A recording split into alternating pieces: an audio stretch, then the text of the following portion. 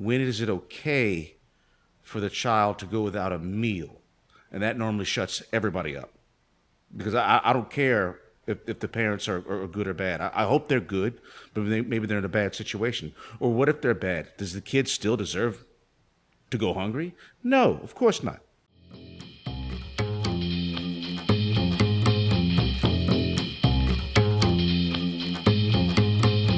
COVID really impacted all of us so much. And you all were right at the center of it, figuring this stuff out, and delivered 100,000 meals over 18 months.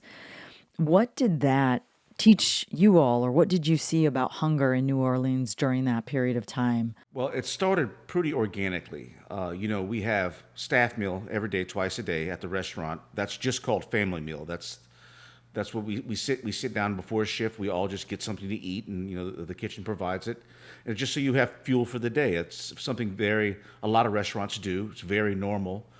And during the pandemic, we had to furlough a couple of employees. We kept all of our managers, but we told them, hey, look, come every day during family meal. I'll make sure I have extra food out. So even though you don't have a job, you always have something to eat. And the very next day, one of the cooks called us up and said, hey, I'm coming in for a meal, but my roommate, he got laid off, but we don't have any food. Can he come over as well? I said, absolutely. And so instead of 10 family meals, I made 12. And then the next day it was 20, because other people, hey, we don't have food either. I'm like, okay. And the next day it was 60, and that snowballed into 500 people a day. And how it happened was, so we just started emptying the freezers, and then word got out that we were doing that, and other chefs and purveyors were like, hey, well, look, we got all this food. We don't want it to go bad. You guys are feeding the people. You just have it. Oh, So wow. we were emptying other people's freezers. Sometimes we had beef shanks and lentils and collard greens.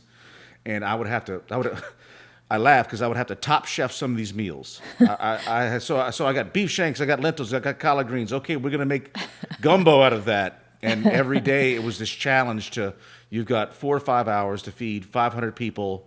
I got 2 crawfish burners full of food and ovens full of food.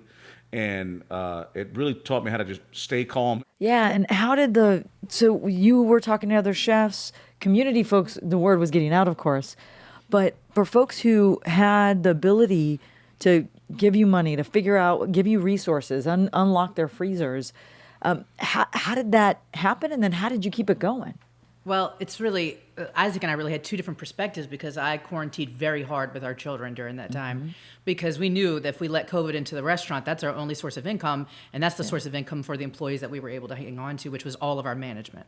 Yeah. And we were mostly management. We were absolutely sure we were not going to leave management because we thought it would be over in 2 weeks, like everybody did. Yeah. So Isaac was really in the front lines at that time, and really just was like, I would call and I'd say, all right, we got this many people coming, because we didn't know we had to be apart at that time. We didn't know the distance was a thing. So, but I really want to say that in New Orleans specifically, it took 5 days before the cupboards were bare across the city. It was only 5 days. And that should tell you how food insecure New Orleans is. We're one of the best food cities in the country, if not the best, where hospitality is the core of our city, the core industry of our city. And our hospitality workers were hungry after 5 days.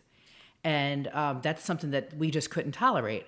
So I was home, and so I started with the social media and putting it out there, and I was like, here we are. And of course, Isaac and I are longtime service industry people, so who are all of our friends? Restaurateurs. Yeah. So, or people who work in restaurants. So they would hear what we were doing, they would text me, they would call me and go, hey, Adolfo Garcia is a good friend of ours, and he'd say, man, I got 50 pounds of brisket in my freezer, I'm coming over. And Isaac would take it and make whatever he could.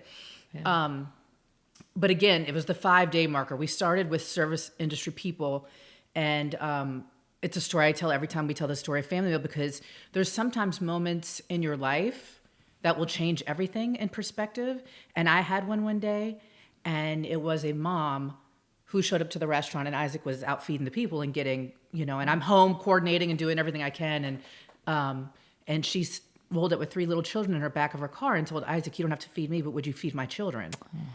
And Isaac, everyone started crying. They're calling me on the phone crying. I'm crying at home. And she and I stayed in contact. They're doing great now. But it was an eye-opener for us, because we were like, oh, we're just going to feed the service industry because that's who needs it the most. And those are our people and they're our friends. And And then the floodgates opened, and we went, no, those people are hungry too. If she was a hairdresser, why would we turn away a hairdresser? Yeah. Why? Because you're not serving tables? And so it went wide open. And right at the beginning, I reached out to World Central Kitchen and I said, hey, I know that you guys work in disaster relief, but this is a disaster. Yeah. The food insecurity in New Orleans is a disaster. It's a like man-made you literally picked up the phone and just yes, I did. Called whatever number was available. Yes. And I said, this is a man-made disaster, but it's a disaster. And they said, look, well, we're not in New Orleans now, but we'll reach out. And I kept it moving. I kept it pushing. Yeah. And so I was very loud. And did you call anyone else, like World Central Kitchen? Did you call like the state? Did you call? Oh, I just got really loud. I would take phone interviews constantly. She has some choice words about some people. Yeah. And so, and then Isaac has to smooth it over and be the good guy. So well, he does have the food, so that helps a little bit. Yeah. And so we had a very well-known Saints football player reach out to us, and he said, I'm watching you, and you're going to need money. And I was like, man, I don't want your money. It's going to be over soon. Like, I don't need your money. We're going to be fine.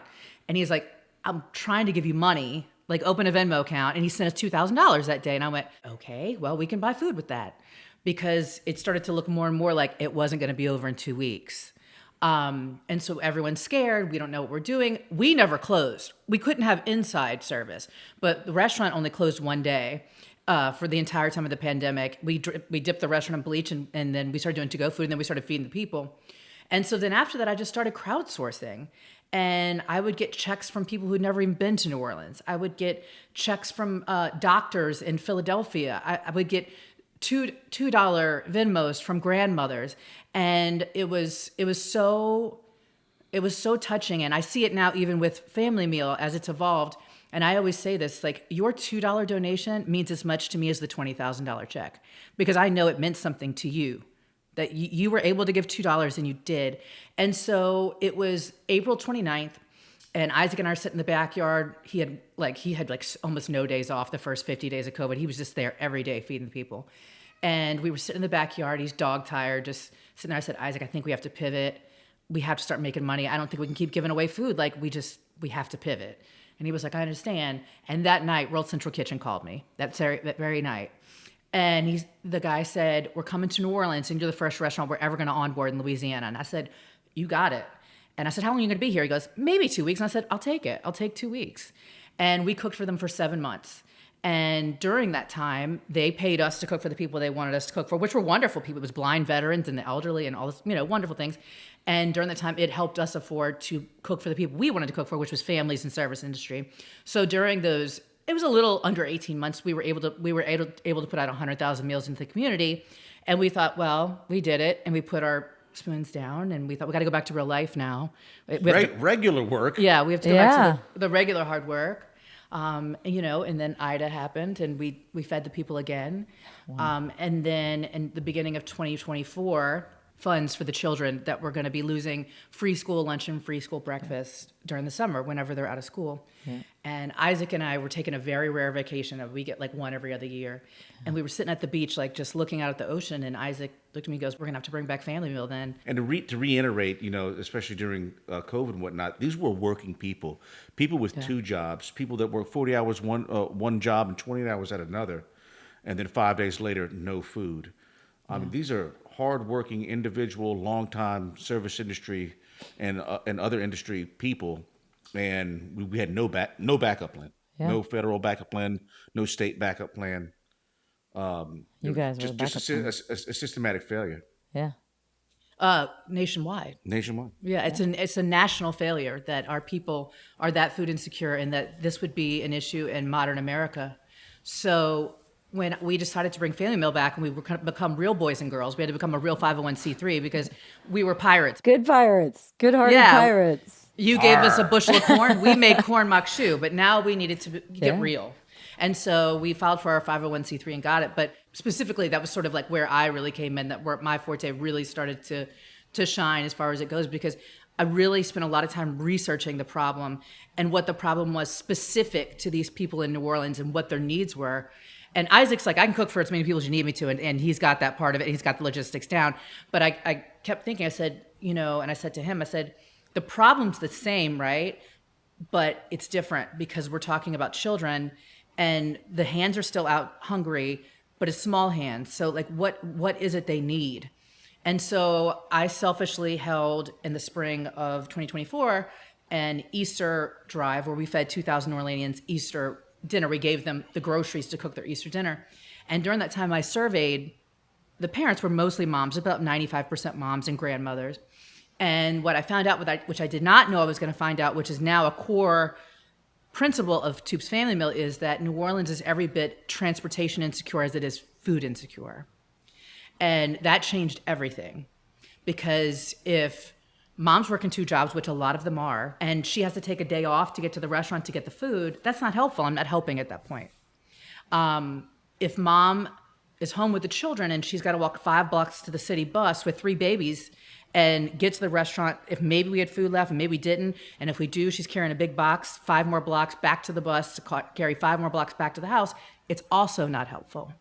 And so I also surveyed them and said, okay, well, what is helpful to you? You asked them directly. This is the real way to like reach people where they are. It's just ask them.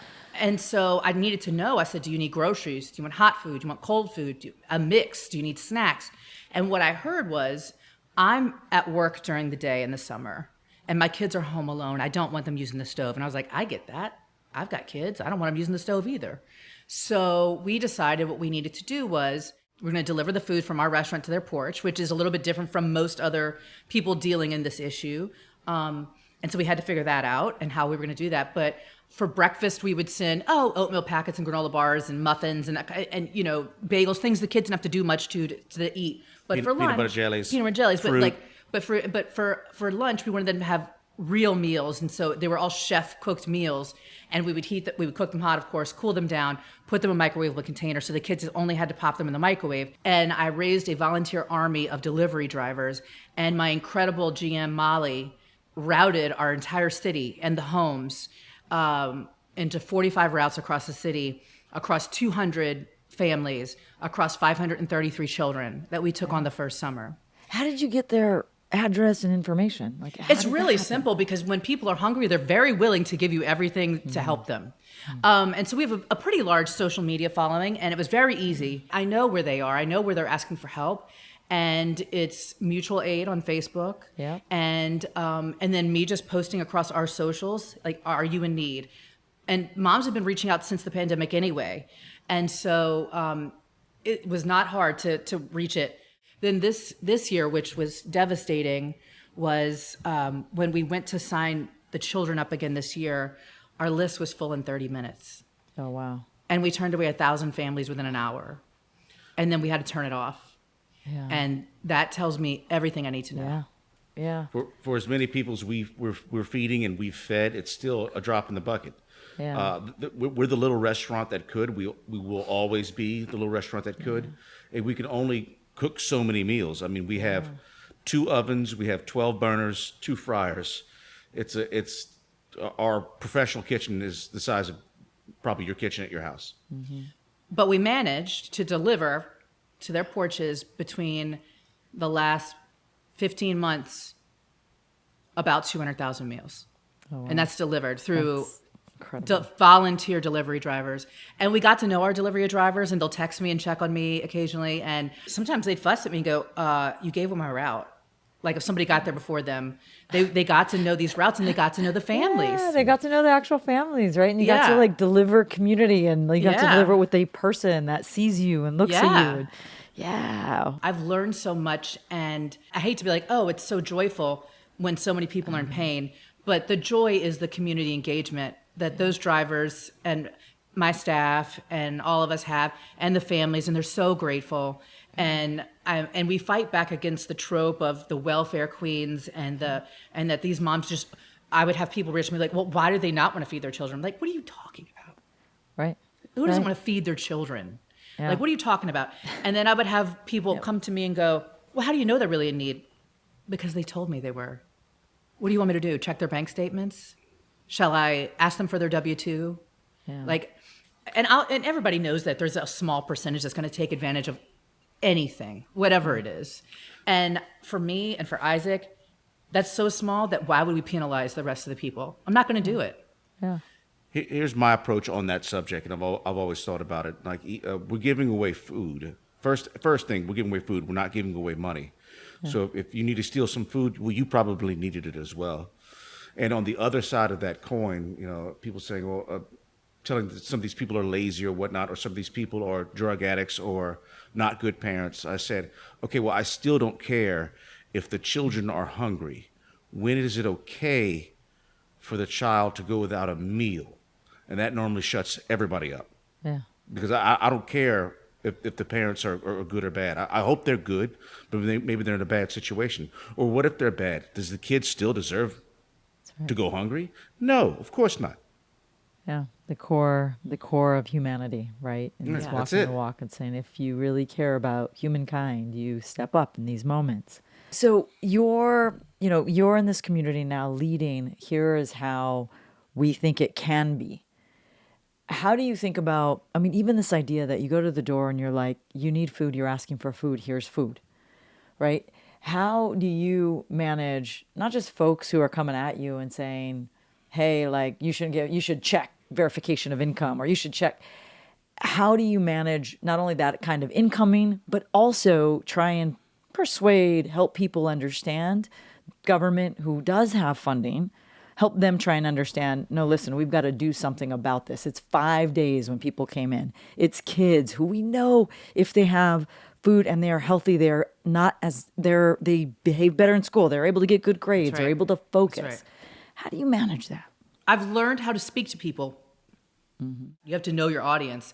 And so, like you just said about school, when I'm speaking with moms or teachers or people like that, I would say, now, a hungry child is disruptive. A hungry child may be disruptive to the class, disrupt the people next to them. They're tired. They're not going to make good grades. And so then what? They're disruptive, and now they're sent to the principal's office, and then what? Expelled. So now they're home where there's no food. This is not helpful. It's sort of the same thing, a different problem, same thing with eyeglasses. It's like, children who maybe can't see the board, they're disruptive. It's the needs of children not being addressed. And then when I speak with men, I come at it from a crime perspective. And I say, you want to lower crime in New Orleans? You're always talking about crime in New Orleans and crime everywhere. Fill their bellies. I promise you crime will go down. I promise you it will. When people are hungry, they do desperate things. Whenever their children are hungry, they're going to do desperate things. And I think we've all seen in the press now, as the SNAP benefit stuff is going out across the press, the anxiety levels have been skyrocketing among these families, and sort of, trying to figure out, like, how do they survive? Yeah, it's interesting, right? Like, I think some folks wonder how far, national politics or policies being discussed versus on the ground. And you all are there. You see it, you hear families. Are families aware when national policy changes one way or another? Or how do they become aware from your vantage point? Well, I think right now it's all over the press. They kind of can't miss it, can they? Mm-hmm. The SNAP thing has been everywhere. And then I think it's important that, we recognize that families will do whatever it takes to feed their children. That's right. I hope it means that the people in charge see the pain that they're causing enough that they can move past their own egos and ideologies and really dig within their hearts and go, this is humanity. That could be your child. When the government fails, we step up, and if everybody stepped up, I think we could solve a lot of problems. And I think doing that, we could show the government this is how you do it. Set an example. And I don't speak very eloquently, but I think when the community gets together, and I think that's a very Southern thing, it's a very New Orleans thing, that nobody should go without food, and everybody's welcome at the table. Everybody is welcome at the table. I want to kind of get around like your vision, because you both are so innovative and creative and have a vision of what it should look like. So you talked a little bit about, everyone should have enough. What would New Orleans look like? What would that mean for you when we achieve that? What it would look like? I think that's affordable grocery stores. I think that's paying a better living wage. I think that's lower insurance cost. I think that's lower rent.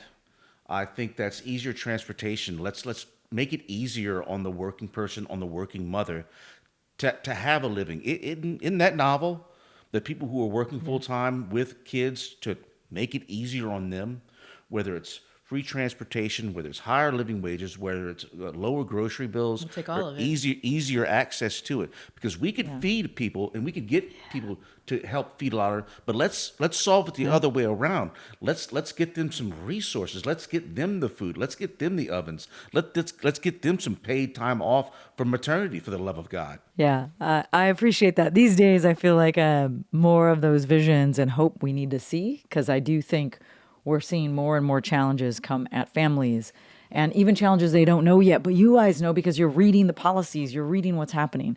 And one of the things that we try and do at Code for America, when we come and try and help government understand of how do you reach people where they are, go there. Knock on that door, drive to that house, right? Get in the world that you guys see every day.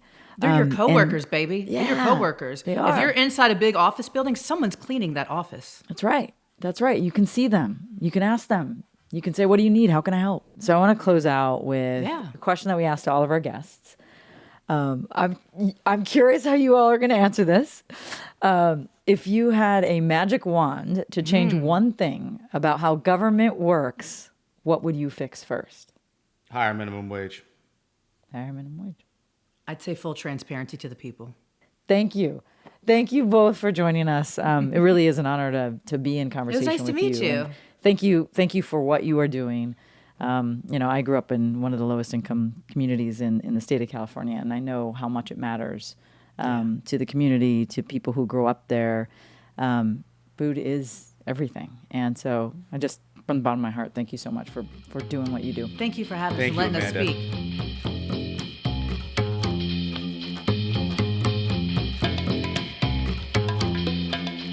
So, I was thinking back to when you first started, 1984.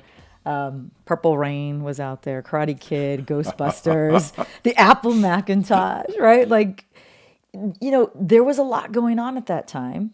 And that's when you created Share Our Strength, No Kid Hungry. I'm curious if you could take yourself back in that time. What was it that sparked this? And why at that moment was this particular program important to you, and what we needed in the country at that time? Well, it was probably, Amanda, a combination of what was going on in the world and what was going on for me personally. One of the things that was going on in the world was the Ethiopian famine in late 1984, which was this, catastrophic humanitarian event that, there was really no parallel to at the time. And for me, I had just finished working on then Senator Gary Hart from Colorado's presidential campaign, and I was trying to decide kind of what I was going to do next, but at the same time wanted to do something a little bit more direct, a little bit more hands-on. And when the famine occurred, I remember talking to my sister, who'd been involved in Senator Hart's campaign as well, and saying to her, all of these responses to it are so great, Live Aid and We Are the World and USA for Africa and Bob Geldof, but none of them are going to be here in 5 years. So maybe we can create an institution that would be more sustainable, more lasting. And that was the beginning of Share Our Strength. And what was the response at that time? Like, you were creating this nonprofit, right? And it was a nonprofit. And you were doing something that was bringing people together at a time where there was a lot was going on. What was the response at that time? The response was so depressing because nobody knew who we were. Nobody had any reason to support us. Our theory was that we would get in touch with chefs and restaurateurs and that they would feel a connection to the hunger issue since they made their livelihoods from feeding people. And so we literally sent out 1,000 letters to chefs and restaurateurs. We got not one response. Finally, we did, I guess, what entrepreneurs do. We sent out another 1,000 letters. And this time we got one back from Alice Waters from Chez Panisse in the San Francisco Bay Area. And she sent $500 and a note saying, let me know what else I can do. And I immediately called her and I said, I'll tell you what else you could do. You could sign the letters because nobody answers mine. And she did. And we ended up kind of building from there. During that time, a lot of social impact nonprofit is really bringing people to the table, to the cause, to really come together in community building. And 40 years ago, when you were building that out, what was your just kind of key thesis or belief that we could solve childhood hunger? Well, it was honestly, it was a very naive one. I think we start from a place of almost too much simplicity. We honestly, we had a very naive notion. We didn't have a sophisticated sense of the hunger issue at the time. We thought that we would raise money, we would distribute it to food banks, they would help feed people, and that would, that would be what we did, and that would take care of hunger. You don't have to do the work for very long, as you know, before you start to realize that hunger is a symptom of a deeper problem. You've got to get to the underlying issues as well. That food banks, although they and food pantries play a critical role in helping people at some emergency moment in their life, is not the sustainable way or the best way to ensure that people are fed and that there's not hunger. So, we constantly evolved. We did that for a little while, and we realized that we had to find a more systemic way of doing it. And what we were doing was important at the time. I'm glad we did it. And as we know, even today, there's this tremendous need for emergency food assistance for people who were not being served by the best benefit assistance programs. But we, in retrospect, it felt like a Band-Aid, and that we needed to go farther.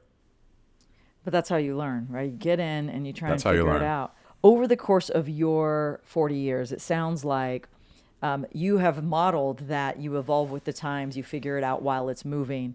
What are the key lessons that, if a nonprofit were starting today, that you would have for them in terms of really coming after child hunger, or really some of these social problems that we've all been trying to solve for some time? How would you start today? I'd say one of the key lessons is that, policy is an indispensable aspect of what you do, that you've got to do advocacy and policy work and political work, in our case, in a nonpartisan or in a bipartisan fashion. But it actually took us too long to start to use policy as the important lever that it is. And it was even somewhat serendipitous. There was a time about 20 years ago where I'd read an article in the Washington Post about how the D.C. government, this was kind of like a little mini municipal scandal, the D.C. government was forfeiting $5 million that could have been used for summer meals at the time, because it didn't have its act together to have a summer meals program. And when I saw that was going back to the federal government, and knowing how at the time impoverished D.C. was, I thought, well, wait a second, we've got to understand that better. And of course, that led to our work with school breakfast and school lunch, and realizing that there were so many benefit programs that were being underutilized and not accessed as well as they could be. One of the things in recent history is the summer lunch programs that came to be in the last administration. Tell me a little bit about how you thought about summer school lunch programs, how long it took to kind of get to the place where we had actually a federal program, one of the first entitlement programs in 50 years, to actually put into place to make sure kids are fed over the summer. But that's a long time coming. What do you think was the key to making sure that came over the edge on policy and actually getting it done? Well, that took a lot of work, and in a way it actually took the pandemic, because I think the pandemic created some opportunities from a policy point of view that hadn't existed before. But, summertime had always been the most broken part of the child feeding ecosystem. We fed kids breakfast and lunch at schools. There was even an after school and supper snack. But in the summertime, when the schools were closed, kids had to try to find either a Boys and Girls Club or a Parks and Recreation Department or some alternate space that would comply with the federal summer feeding program and have to get reimbursed. And the truth is the participation rates were very, very low. They were at about 13% of eligible kids, of 22 million eligible kids. So for years we advocated for something different, both a loosening of the restrictions that said kids had to be fed on a congregate basis, which was very clumsy, that they all had to be in one place. And then during the pandemic EBT, electronic benefits transfer, was developed so that families would get an additional increase in their resources on their SNAP card, what we used to call their food stamp benefit. the impact has been amazing. We've gone from 3 million kids getting summer meals 2 summers ago to 18 million kids getting summer meals this year. So, you and I are having this conversation at a time when it feels like everything is shrinking, everything is being curtailed, big things are not possible to achieve in the current political environment. And yet here we have this, remarkable increase in summer meals, which is going to make such a big difference for kids. I'll tell you one crazy thing about this that is just shocking, and people should just know about it because it almost defies imagination. We have 37 states in. We thought our 38th was going to be Texas. The legislature there, on a bipartisan basis, included $60 million so that Texas could be part of this. About 5 weeks ago, the governor had to sign the Texas state budget. It's a $338 billion budget. $338 billion. He line item vetoed one thing: $60 million for kids getting meals in the summertime. So, it kind of defied the bipartisan support that the legislature was behind. Hopefully we'll get it eventually, but it just underscores that we still have our work to do. I knew that was coming, Billy, from you, which is going to be but we're not giving up. Here we go. And I too wish these things, the bipartisan successes, the new ideas, the ways that we are taking care of one another and our kids throughout the summer. I wish that had headlines, but I'd love to hear, because I think sometimes people think about that one nonprofit, but the truth is it is a broader ecosystem. And I'd love to hear how you thought about that and ways that you have used these different groups at different times over the course of the organization. Well, as you point out, it definitely requires a broader ecosystem. I think about something after that law passed in 2022. Speaker Nancy Pelosi called my cell. I was at home one morning, and she called then Speaker Nancy Pelosi. I say that like she's called me often. She's actually only called me that one time, and not again. But what she said on that call, and I think she was speaking as much about you and Code for America as share our strength in the other parts of this ecosystem. And she said it. The laws we pass don't mean a thing unless organizations like yours help state and local governments make sure that everybody who's supposed to benefit from them gets the benefits. And I thought that was an interesting insight on the part of a legislator, because usually legislators think they pass the law and they're done and they've solved the problem. But she really understood that it does require, you have to follow the chain all the way down and make sure that state and local governments are availing themselves of everything they need. And they need a lot, as we know. And so, our strategy has been, on the one hand, to kind of identify a lot of partners at the state and local level that are on the ground, that know the politics, that know the systems, and to make sure that they have the resources that they need, and to whether it's financial resources, technical assistance, or what have you.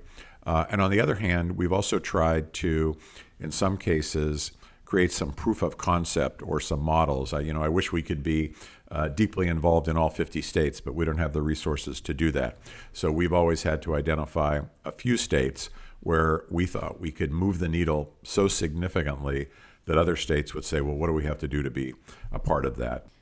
One of the things I've always appreciated about working with you is there's a national view and vision, and yet there's a local touch to the way you think about this work. It's highly unusual, and it's effective and it's hard to do. You have to consistently, on the one hand, make sure that that vision doesn't go away, and you're bringing people together to broadly, especially on policy, the federal level, and broadly understand what's happening, and at the same time, to make it effective, it's knowing what's happening on the ground and how do you actually help people bring them into the system. As you think about 40 years from now, let's go 10 years from now. It's a little bit hard to think too far these days. How do you hope that the plight to end child hunger, how do you hope this story evolves in this time we are in, with emerging technologies coming forward, with more modernization happening, with more tech forward from new generations? What do you think this movement, how should it change over time? Or what's the vision that you hope to see? Well, I think there's a couple components to it. One, which is for me at the core of all of this, and it's not true of every issue that you and I care about and work on, but I think when it comes to hunger in particular, and especially childhood hunger in the United States, that's a solvable problem. We always talk about that is solvable, and I think it gives people in a time when so many problems, whether it's what's going on in Gaza or Ukraine or climate change or a whole set of issues that seem like beyond our control. We know that in the United States we have no shortage of food. We have no shortage of effective food programs like those we've talked about, school meals and SNAP and WIC and so forth.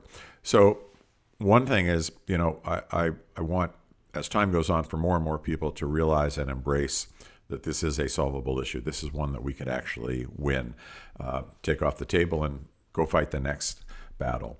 But the other, I think, has to do with what we were talking about a little earlier, which was our naive notion when we started Share Our Strength.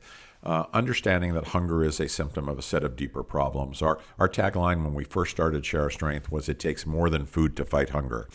So, we didn't, although we didn't have a sophisticated sense of it, we knew that this wasn't just about getting enough kids school meals or enough food banks the resources they need, that we had to get to kind of the root causes of why families were experiencing hunger, which gets to poverty. And of course, that's a lot more complicated. But we know that at the end of the day, we've got to create economic opportunity. We've got to create economic mobility for families. But at the end of the day, I think if we could get people as excited and as committed to achieving economic mobility as they are to feeding hungry kids, I think that would be a big success. One of the paradoxes, I think, in our world, Amanda, is that everyone's in favor of feeding a hungry child. Nobody ever says, no, I don't want to do that. Not everybody feels the same way about their parents, fairly or unfairly. There's a little bit more stigma attached to parents and whatever issues they bring to their circumstances.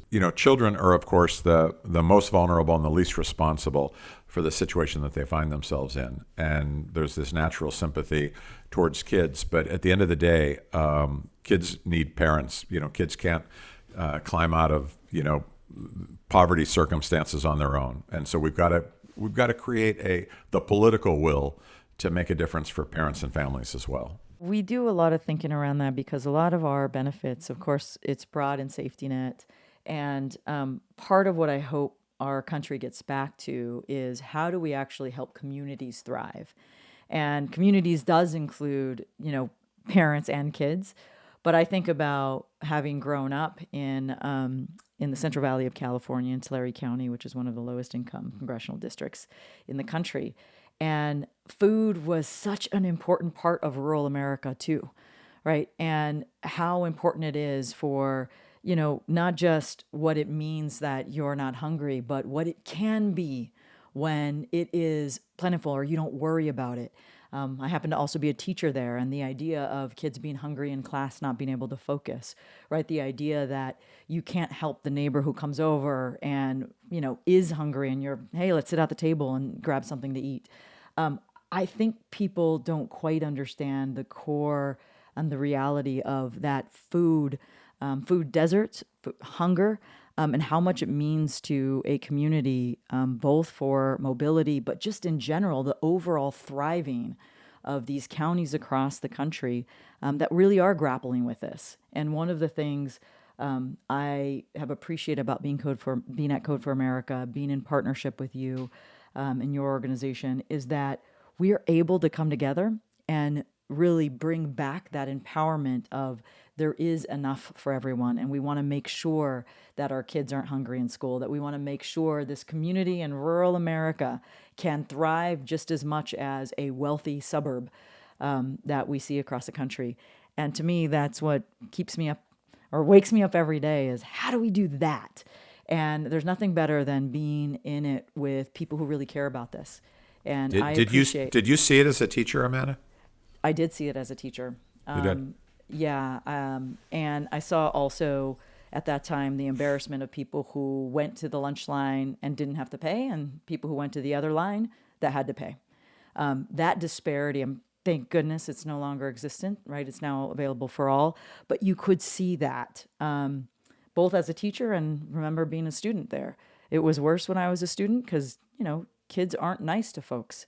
And but as a teacher and growing up and recognizing what difference it makes in the classroom as well, both the hunger and the shame of it, is why I'm so passionate about what we're doing and what you're doing, because this is something we can solve, and it has huge benefits across the board for communities that have been largely left out. And so still to this day, my parents see my work at its core of helping make sure people can eat.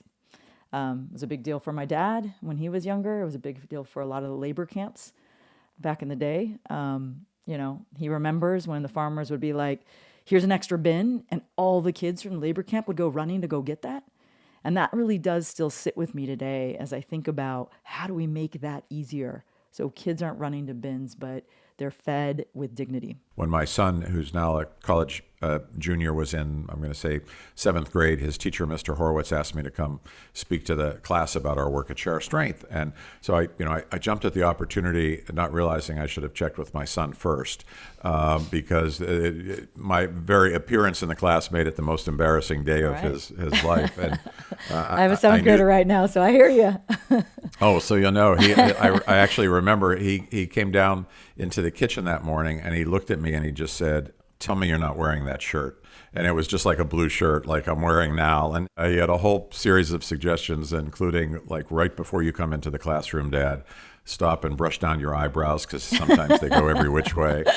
But the reason I tell you this is when the class started and I started to talk about our work, and I find that these kind of questions only come from, younger people.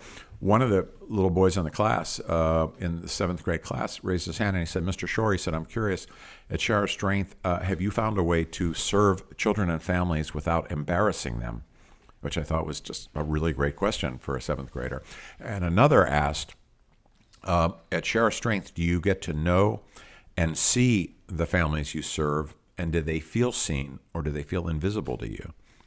So these are really, they go right to the heart of the dignity that you were just speaking about and that a lot of families grow up with. And, when you think about that, for me, it changed the way we do our work at Share Strength. And I wish more people could feel that sense of how do we help, right? How do we help that 7th grader not feel the way he did, right? Because that's why he's asking that question.